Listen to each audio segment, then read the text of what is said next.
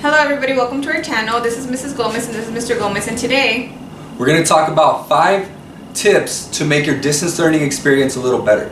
So this all started because of the fact that we were both so bummed out about the whole distance learning situation, because our best lessons, for example for my wife, her classroom transformations, and for me, my simulations, those are the best parts of our classroom experience. So we kind of started thinking a little bit into how we can turn this distance learning situation from a negative to a positive. So it kind of all started with this question that I asked my wife, which was, what can we do now that we couldn't do before? In other words, what can we do now during this whole distance learning where the students are in their houses on their computers that we couldn't do before when we were all confined to a classroom? So today we are going to be exploring this a little bit further. So for example, for us, it meant that now we can collaborate with each other a lot more, right? Because we both were full-time teachers, so when we would come home at 4 or 5 o'clock, we were both really tired and we were kind of over, talking about education and teaching. But now that we're both doing this together, we're both super energized and we share a lot of ideas. And it led to some kind of unexplainable things like these videos. Check them out. Tú tienes que saber leer el reloj. Analógico y digital son los dos tipos. To the shore, very brave person, wanna hear some more. Sailed across an uncharted ocean, which changed the world like an explosion. So if you like any of those videos, by the way, and we have many more, please check out our channel. We have a lot of resources that you guys might like. Okay, so starting with our tips, let's look at tip number 1. Tip number 1. Alright, so tip number 1, an idea that we got is how to break the ice with our students, right? This is going to be super critical now because we don't know these students and we're going to meet them via a computer. So the first thing that I thought about was artifacts, right? As a history teacher, we talk a lot about artifacts and we use them in the classroom. So an idea that I had is having a student bring an artifact from their life and then explaining why that artifact is so important to them. So another idea that I had was that maybe they can bring in an artifact and the other students have to try to guess what they think that artifact is based on what they see, just like a real life historian would out in the field, right? They would find an artifact and they have to try to piece together the story of what this artifact is and what it's used for. And then as far as when we were talking about this, I feel like for me, my first unit is family, and a lot of the primary grades, we talk about family and friends, so I feel like having them going out in their house and finding an artifact that represents their culture, and then the rest of the kids trying to guess what it is, and then that way we can talk about culture and how, we are the same or how we might be different and how we can learn from each other's culture. Another way to get to know your students is having them bring a pet when you're having your Zoom meeting. So I know we tried that last time, and we had the students going with their laptops under the car, showing us their chickens and their goats, and it was so much fun getting to know them and how excited they were about their pets. Tip number 2.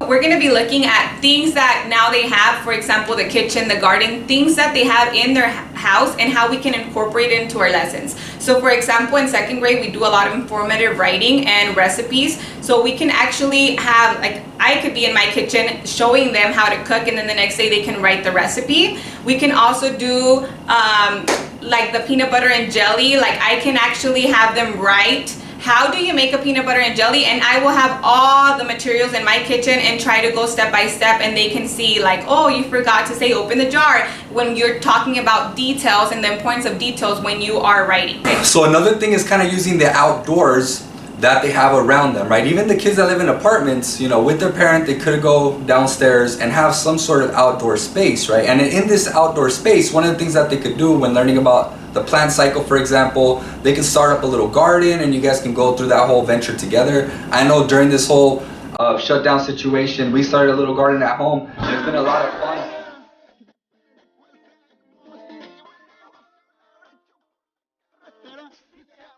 And it's been a lot of fun doing this with our kids and them learning along the way, scientific things like this. Like what do plants need to grow, for them to know the importance of water and air, and for them to see like, oh, my plant died, let's talk about it. Why did your plant not grow? Did you forget to water it?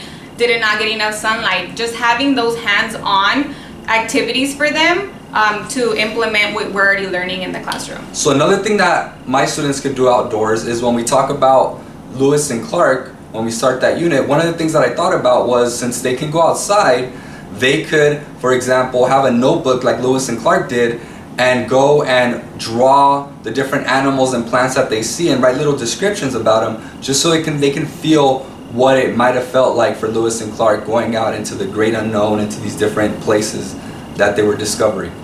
Tip number 3 is manipulatives. And I know, like, for me, we use manipulatives all the time in 2nd grade. So that was one thing that I was like, how am I going to teach if they don't have the manipulatives?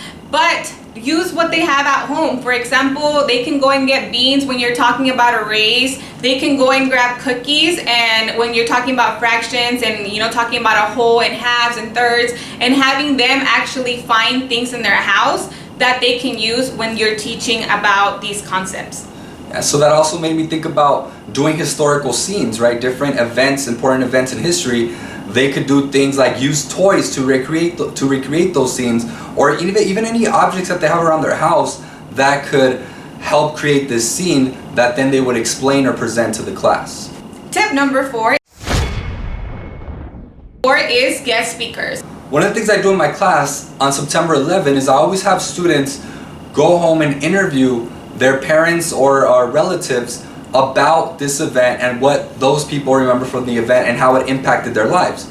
Now, this could easily be made better now with distance learning because, and this might require different permissions, but they can have someone come during our Zoom meeting and they could interview them live in front of all of us, and these people can then share their emotions and their feelings and their thoughts about this event as they remember it themselves, which would be kind of cool, and it really opens up to any sort of oral history component that perhaps would be very difficult to do before this whole distance learning situation.